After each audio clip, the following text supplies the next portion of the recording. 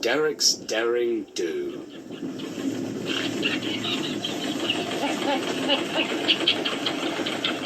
Not everyone on the other railway is a rude, aggressive moron. Take Derek, for example, the latest engine to join the railway.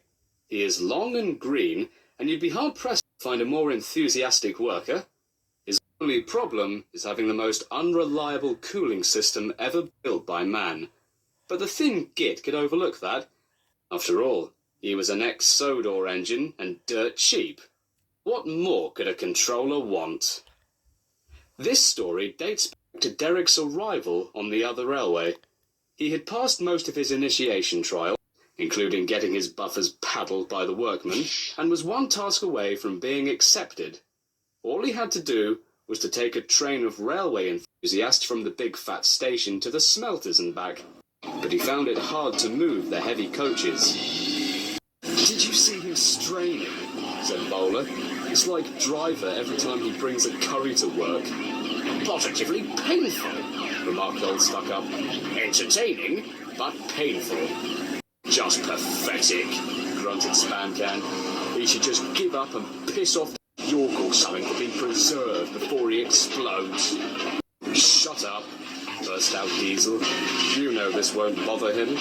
Derek's more sickeningly cheerful than any of us." "You're right, Diesel," said the Thin Git. "Derek's a bit problematic, but he'll surprise us all. His job depends on it." "I've done it, we're off. I've done it, we're off," said Derek, as he finally rolled out of the station with a mighty growl.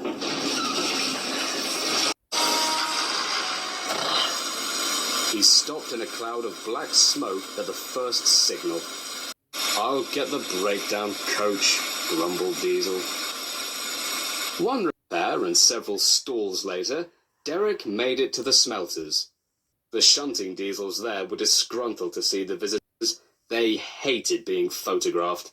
Later, they were to take the party around the industrial complex in a brake van special, but the engines dumped the vans into the smelting vats before anyone could get in. The visitors were most furious and couldn't wait until Derek came to take them home.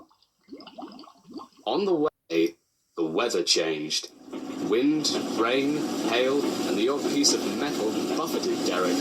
His sanding gear failed, and his driver had to throw a sand bucket on the rails from his cab by hand. Fortunately, most of it flew right in Derek's face, so it wasn't much use. Suddenly, Derek's wheels slipped fiercely. With a metallic bang, something broke.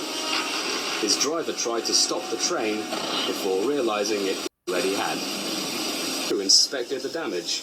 Repairs took some time, as they'd been down the pub a few times before the return journey.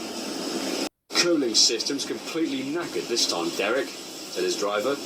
"We've deactivated the system. You can still just about run, but now there's nothing to stop you burning up. Can you get these people home?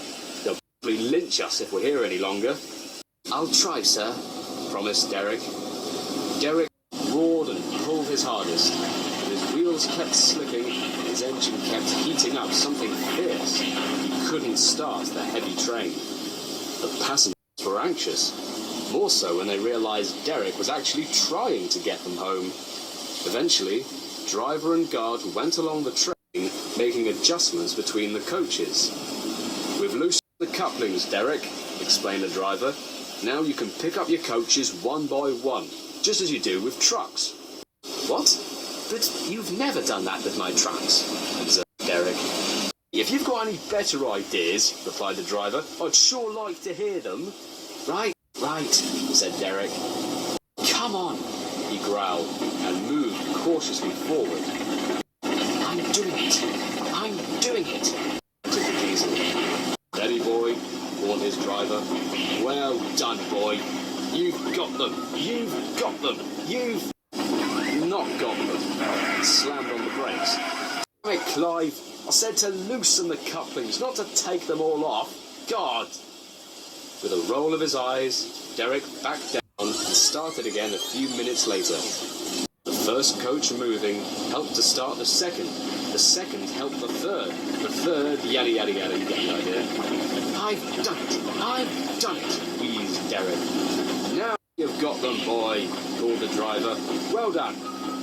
Listen happily to Derek's steady rumbling as he inched slowly but surely ahead in a cloud of black smoke. At last, battered, weary and boiling hot, but unbeaten, Derek trundled into the big fat station. Bowler was waiting for the visitors with the mainline train, and by waiting, I mean he was fast asleep and drooling over the sleepers. Toot toot! Derek came to a stop and stood smoking at one of the platforms. The Thin Git angrily pointed to the clock, but excited passengers were so pleased that Derek actually tried to help them. He cheered and thanked him and his driver. Not Clive the guard, though, the ninny.